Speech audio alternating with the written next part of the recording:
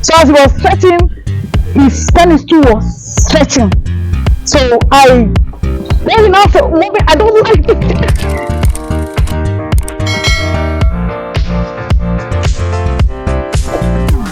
Hello viewers, you are welcome to another episode of the Embagas Humanitarian Hub. Still, we are going to be discussing from our sex clinic, and today's topic perhaps is much more interesting. It's titled, "Why is my pee always standing in the mornings?" A question from our son that we dubbed the questionnaire. I always laugh because I'm the one that faced all this, Yeah. and you just have to answer. First of all, I want to establish that P, for those that may not know, stands for penis. But that's how we called it, and we intentionally called it like that because, of course, we were also considering the culture, the fact that it's not easily acceptable everywhere, and our son is the type that when you tell him that this is penis, because it is the innocence, he cannot be mentioning it anyhow, at that time. So we have to now reduce and censor some private parts, But then we are going to be talking more about that. But we mentioned P just to censor it. On this particular day, I went to wake him from his bed, so I raised my hand, so that he will put his hand and then stand up. So as soon as he saw, then he was stretching. So as he was stretching, his penis too was stretching. So then he now said, "Mommy, I don't like this thing."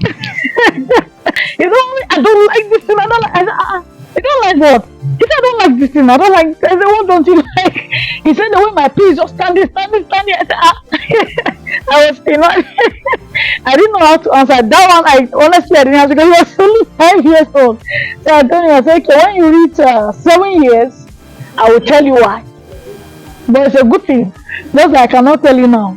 When you reach 7 years, I will tell you. Do you know, on his birthday, on his 7th birthday, first thing early in the morning, he said, "Mommy, you said you were going to tell me something when I reach 7 years." I know, of course, for some children, that 7 years is too much. I should have done better. At that time, I think I knew less. Yes, with my information now and my education now, I know better that I should have found a way to say it in a milder way at that level. Because he was inquisitive, you could as well go and ask somebody else, and it could also lead to something. But, I couldn't answer him. That's just the reality at that stage.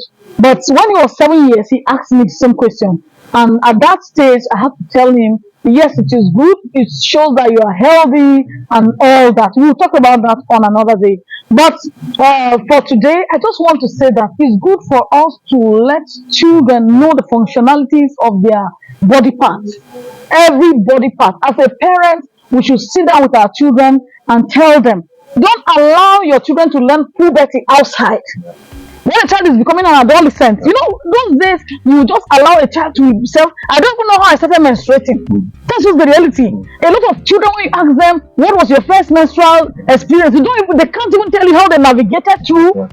Somehow they navigated. So I just want to say, we have to tell children the functionalities of their body. Now, secondly, I want to say, let us use the right word.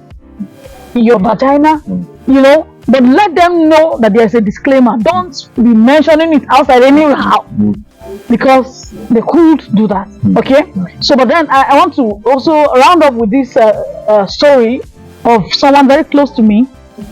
It was a household. I think it was a duplex, more like. So they were living in this house, and then for them, they chose to call the private parts Ojuju. True life story. It's not, the person that was telling me was there. It was a true life story. So they chose to call the private parts Ojuju. So one of these days, the little girl went upstairs because it was a duplex. So she went upstairs, and then she found her dad sleeping carelessly. And it's like he opened his legs, and then she ran down. Hey! And people were sitting there, plenty people. She said, "Mommy, come, everybody, come and see Ojuju. So people now followed her and ran and went upstairs, only to go and find that it was the daddy's private part that was exposed.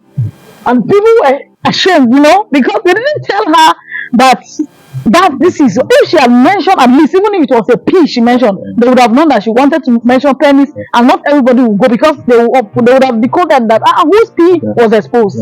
So not everybody, but then what happened because they were trying to decode it. So what we are trying to say at this point is, please learn to tell children the right things. Be the first person to teach your child, sex educate your child. Don't allow your child to be taught outside. Tell your child. If you are ashamed to tell your child, who will tell the child? So I just want to encourage, or we want to encourage that, please be the first person to sex educate your child. Don't allow your child to learn it outside, because he may fall into the wrong hands, especially our young girls.